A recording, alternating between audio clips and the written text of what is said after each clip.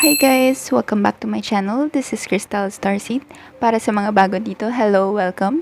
If hindi ka pa nakasubscribe sa channel ko, don't forget to click the subscribe and notification buttons para mas updated ka sa Pick a Card readings. So, ang topic po natin today ay kung sino ang taong paparating or papasok sa inyong love life this year of 2024. Move on na tayo sa ating piles. Bago kayo pumili ay isipin niyo muna ang topic. Concentrate, tapos huminga kayo ng malalim ng 3 beses para ma-relax kayo. Use your intuition sa pagpili from pile 1, Green Aventurine, pile 2, Smoky Quartz, and pile 3, Amethyst.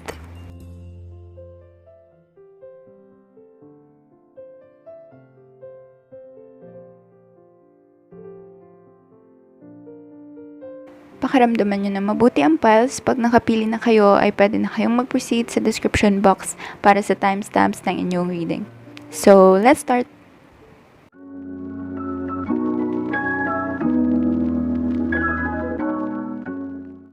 Para po sa mga pumili ng pile 1 or Green Aventurine, ito ang inyong reading. So, I sense fire, air, and earth energies from this pile: Aries, Leo, Sagittarius, Gemini, Libra, Aquarius, Taurus, Virgo, Capricorn. For this pile po ay see na maaring kayo ay may mga pinagdaanan na in the past na masasakit na experiences because of this card: breakup, separation, stop the pattern, silent treatment, abandonment. Or maaring may mga taong nang iwan sa inyo in terms of your love life or nang ghost sa inyo kaya kayo ay na-trauma na in terms of your love life. Kayo ay maaring tinaasan nyo na yung standards nyo. So, this card, religious factors na nakaka-apekto sa inyong love life. This card, trust. So, kayo ay nahihirapan ng magtiwala dahil sa mga taong nang iwan sa inyo or nang ghost sa inyo. So, this year of 2024, this card, release. Ang message for you ay mag-release ng mga negative emotions or yung mga hindi na nakakatulong sa inyo. And this card, the sword and the rose, clarity, truth, revelation. So, yun yung dapat focus nyo ngayong year of 2024, yung mas maging clear kayo sa gusto nyo mangyari, sa mga plano nyo about sa inyong future, especially sa inyong love life. This card din po, counseling, you heal with kind words, wise advice, and an empathetic ear. So, yun yung kailangan nyo po ay healing this year of 2024. Kailangan nyo din mag-focus sa sarili nyo. So, for this pile po ay see na ang person na paparating or papasok sa inyong love life this year of 2024 ay this card, wisdom. Someone na matalino, someone na may experience na rin sa buhay, siya ay mature as a person. This card po, flexible. So, ang person na ito ay someone na mag-a-adjust para sa inyo, papakinggan kayo kung ano yung mga gusto nyong mangyari sa inyong love life or sa inyong relationship or sa inyong connection. And this card, go the distance. Maaring ito ay someone na mamimit nyo dahil kayo ay magta-travel or someone na malayo sa inyo ngayon and may mga changes kayong may experience. Kaya mamimit nyo ang person na ito or kayo ay mag-move sa isang trabaho or bagong place, kaya ang person na ito ay papasok sa inyong buhay. This card po, clarity, truth, revelation, protection, power. So, I see na ang person na ito ay someone na honest, then sa inyo magiging honest siya about sa mga nararamdaman niya, about sa issues niya. In this card, trust, the situation is calling for you to have faith. So, siya ay someone na maaring magkaroon ng trust sa kanya. Siya ay magiging supporter nyo dahil nandyan siya para pakinggan kayo, para damayan kayo. So, this card, thinker. Maaring ang mga pumili ng pile 1 ay kayo ay mga overthinker or laging nag-iisip and nahihirapan kayong makatulog sa gabi dahil marami kayong naiisip, marami kayong scenarios na ini-imagine or yun, pinoproblema. So, ang person nyo ay someone na maaring may tattoo or siya ay mahilig sa art, artistic because of this card, body work. Your life purpose involves body works such as massage, therapy, energy healing, physical therapy, or exercise training. Or siya ay someone na mahilig mag-workout, siya ay health conscious, siya ay maingat sa kanyang mga kinakain at sa kanyang mga habits sa kanyang buhay dahil iniingatan niya yung health niya, yung future niya, iniisip niya. This card po, instinct. So, ang person na ito ay someone na alam na yung kailangan nyo kahit hindi nyo pa sa kanya sinasabi yung problema nyo, yung kung ano man yung issues mo, may intindihan niya and gagawa siya ng paraan para mapasaya kayo or para ma-solve nyo yung problema nyo. So, this card, 10 of Summer, an emotionally fulfilling life with family or friends, raising children wisely, people you can trust. So, yun, as I've said, yung someone na pwede nyo mapagkatiwalaan, raising children wisely. So, maaring for some na pumili ng pile 1, kayo ay may anak na or ang inyong person ay may anak na. So, kayo ay magkakasundo about sa inyong setup. Ito ay mag-workout dahil kayo ay mag-uusap, kayo ay may connection and may communication. This card po, 6 of Winter, positive changes are on their way, a welcome relief from troubled times, traveling or relocating. So yun, na-mention din sa card na to yung traveling or relocating. As I've said, yung maaaring ma-meet yung person na ito dahil nagta-travel kayo or lilipat kayo sa isang lugar. So yun, isang confirmation din po ito. And yung positive changes dahil may experience nyo yung love na deserve nyo from this person. And siya ay someone na nandyan para intindihin kayo and tamayan kayo sa inyong mga problema. This card din po, King of Winter, get advice from someone professional and objective, public speaking, and emotional relationships. So, I see na ang person na ito ay someone na maaaring logical mag-isip or practical mag-isip. Siya ay someone na discard mysticism, tahimik din, pero siya ay matalino, siya ay maraming alam, and siya ay mature. This card po, Axe, breakup, separation, stop the pattern, silent treatment, abandonment. So, as I've said kanina, maaring kayo ay naka-experience in the past ng mga painful experiences na in terms of your love life. I see na ang person na ito ay maaring pareho ng pinagdaanan sa inyo or siya ay nasaktan din, kaya kayo ay magkakaintindihan dahil parehas kayo ng pinagdaanan ng mga experiences. And ito ay something na magbabond sa inyo as a couple or as a relationship. This card din po, 44 or thinker or 47. So, maaring importanteng number sa inyo or number 8, number 10. Or ito ay mga dates kung kailan pwede nyong ma-meet ang inyong person or month. 10, ibig sabihin October, 44 or 8 ay August. Para naman po sa initials ng inyong person, kayo ay pwedeng pumili from number 1, 2, or 3. At ipa-flash ko po yung letters or initials na pwedeng nasa pangalan niya based sa number na inyong pinili.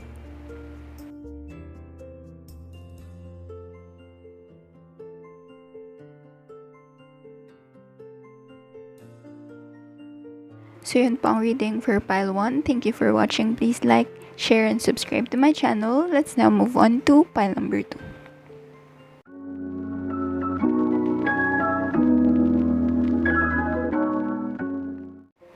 Para po sa mga bumili ng pile 2 or smoky quartz, ito ang inyong reading. So I sense air, fire, and water energies from this pile. Gemini, Libra, Aquarius, Aries, Leo, Sagittarius, Cancer, Pisces, Scorpio.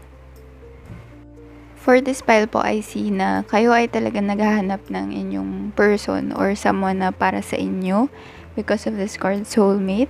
Kayo ay naniniwala sa soulmate na may meant talagang tao para sa inyo or nakatadhana para sa inyo. Kahit may mga na-experience na kayo na masasakit na pangyayari sa inyong love life, kayo ay umaasa pa rin, kayo ay hopeful, kayo ay enthusiastic and excited about sa kung anong mangyayari sa inyong love life this year of 2024 dahil kayo ay maaring naka-experience na niloko kayo or kayo ay naging third party, kayo ay naka-experience ng or love na hindi talaga totoong love dahil ginamit lang kayo or sinaktan kayo. This card po, date, meeting someone new, dating, getting back out there, plan or set a date. So, I see na ang person na papasok sa inyong love life ay mamimit nyo na plinano nyo talaga na kayo ay may nakaset na date with this person. For some naman ito ay in terms of your or kayo ay nagtatry sa dating site or mga dating apps online. So, maaring ka-chat nyo or sa Facebook, mga ganyan. So, social media. This card din po, lightning, sudden change, shocking news, surprise, epiphany, upheaval, and transformation. So, ito ay magiging mabilis lang or maaaring masyashock kayo dahil masyadong mabilis yung mga pangyayari na na-meet nyo ang person na ito. Tapos, may date na kayo kinabukasan. So, mga ganun. Parang magiging mabilis yung mga pangyayari sa inyong connection or sa inyong relationship. This card po, past life relationship. You have known each other before. So, ang person na ito ay mafe-feel nyo na familiar na sa inyo or maaaring ma-attach kayo kaagad. So, as I've said na magiging mabilis and maaaring ma-fall kayo sa person na ito agad dahil may past life na kayo na na-experience together or kayo ay may connection na talaga, soul connection. Para po sa mga pumili ng pile na ito, maaaring kayo ay leader type because of this card, leadership, take charge of the situation, or maaaring kayo ay may mataas na pwesto sa inyong company or sa inyong business or kayo ay business owners. For some na pumili ng pile 2. So, ang inyong person, this card support, siya ay magiging supportive sa inyo, siya ay nandyan para tumulong sa inyo kung ano yung mga kailangan nyo sa inyong business or sa inyong trabaho. This card din po, artist. So, maaring kayo ay parehong creative ng person na ito. Kayo ay magkakasundo sa inyong mga gustong gawin or mga gustong ma-experience. Kayo ay parehas na adventurous and gustong matry yung mga bagong bagay sa inyong buhay. This card po, Two of Summer, falling in love or making a serious commitment to someone. Forgiveness and the resolution of a problem. Don't give up. Your relationship can be healed. So, yun, as I've said, maaring ma-fall kayo agad sa person na ito and magkaroon kayo agad ng serious commitment or relationship. For some din po, may papasok sa inyong buhay or muling papasok sa inyong buhay. Maaring ito ay isang ex or past relationship and siya ay magpaparamdam ulit sa inyo because of this card. Siya ay maaaring mag-reach out ulit sa inyo this year of 2024 dahil gusto niya makipagbalikan sa inyo, gusto niya kayong magkaroon ng connection ulit, ng relationship. This card po, the Magician, you can do anything, take charge of your life. So, I see na ang person na ito ay maaaring may offer sa inyo na tulong or isang opportunity or ang person na ito ay magbibigay sa inyo ng maraming opportunities. Once siya ay pumasok sa inyong buhay, maaaring marami kayong ma-experience na mga blessings, na opportunities, lalo na sa career and sa inyong money or financial aspect ng inyong buhay. So, this card, orphan, time to go. Maaring ma-feel nyo na parang walang dadating sa mga unang months ng inyong 2024. Pero, sa kalahati or maaring June to December, maaring ang person na ito ay pumasok sa inyong buhay. This card din po, Four of Summer, being distracted or failing to see a magical opportunity. So, yun yung mafe-feel nyo na parang nabobore na kayo, parang nawawala na kayo ng pag-asa dahil parang walang dumadating sa inyong buhay or walang nag-approach sa inyo. So, this card din, a message for you ay mag-focus sa sarili nyo, mag-focus sa self-love and sa growth nyo and healing as a person dahil ito ang magbibigay sa inyo or mag-a-attract sa inyong person or mas magiging malapit kayo sa inyong person dahil sa inyong self-love. This card po, let go of control issues, allow this situation to unfold naturally. So, yun din yung advice sa inyo po na hayaan nyo lang na go with the flow lang muna, na wag nyo pilitin na may ma-meet na someone na magmamatch sa inyo dahil ang mga bagay ay nangyayari according sa divine guidance, according sa divine timing. Kaya let go of control issues and have faith po sa universe or kay God na may ibibigay sa inyo or may someone na paparating. Para naman po sa initials ng inyong person, kayo ay pwedeng pumili from number 1, 2, or 3.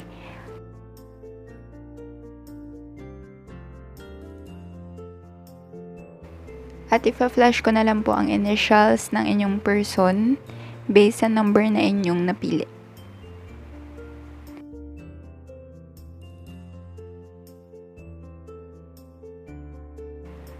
So yun po ang reading for pile 2. Thank you for watching. Please like, share, and subscribe to my channel.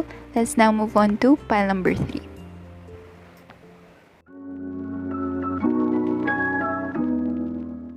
Para po sa mga pumili ng pile 3 or amethyst, ito ang inyong reading. So I sense air and earth energies from this pile: Gemini, Libra, Aquarius, Cancer, Pisces, Scorpio.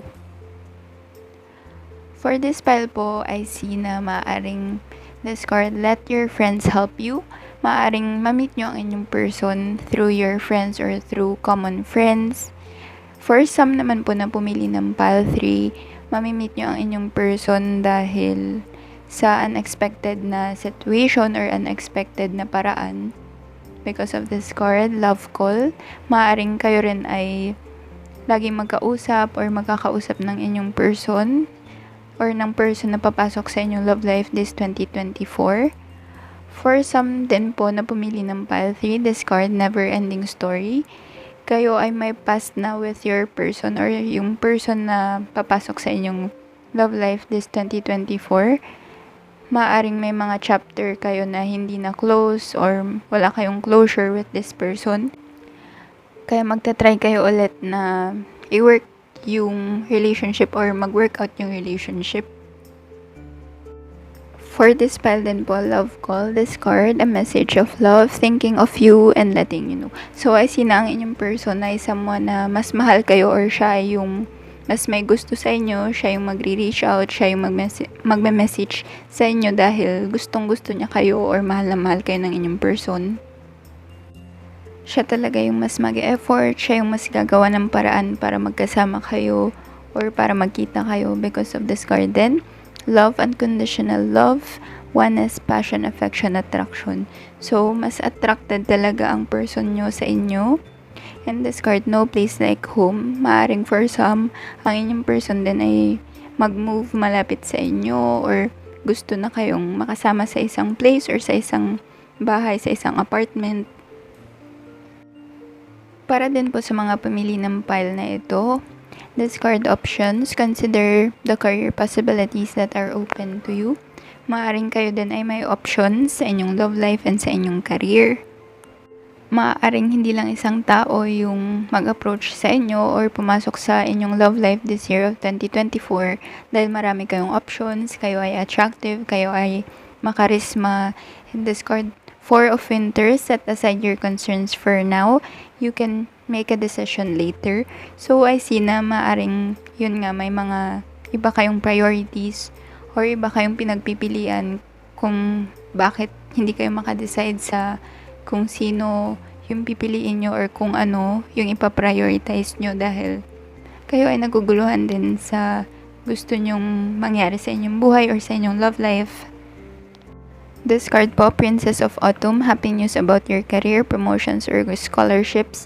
So, maaring may time kasi this year of 2024 na dumating na papapiliin kayo between love life or career or maaring makaapekto na yung love life nyo sa inyong career. Kaya, maaring mag-focus rin muna kayo sa career. This card, breathe. So, yun. Maaring piliin nyo na mag-take a break muna, huminga, and mag-grow. Discard growth and expansion. Mag-grow as a person and ma-experience yung healing na gusto nyo ma-experience in terms of your career or your financial aspects ng inyong buhay. Discards din po, energy, healing, light, and love. So, maaaring ito yung maging focus nyo rin, yung inyong healing or yung ibang pinagkakaabalahan nyo, hobbies nyo, yung passion nyo. Discard din po, this could be the one. Hindi pa rin kayo sure about sa person nyo or kung paano nyo gusto mag-settle down, kung sino yung pipiliin nyo para sa inyong future. Kaya maaring this year of 2024 ay mag-focus kayo sa inyong growth and expansion and sa inyong career. Pero may mga tao talagang papasok din sa inyong love life na mag-pursue sa inyo, magre-reach out sa inyo, and maaring marami kayong maging options when it comes to your love life or your love interest. Para naman po sa initials ng inyong person, pwede kayong pumili from numbers 1, 2, or 3. Ipa-flash ko na lang po ang initials or letters na nasa pangalan ng inyong person based sa number na inyong napili. So, yun po ang reading for Pile 3. Thank you for watching. Please like, share, and subscribe to my channel at Crystal Starseed. See you on my next videos!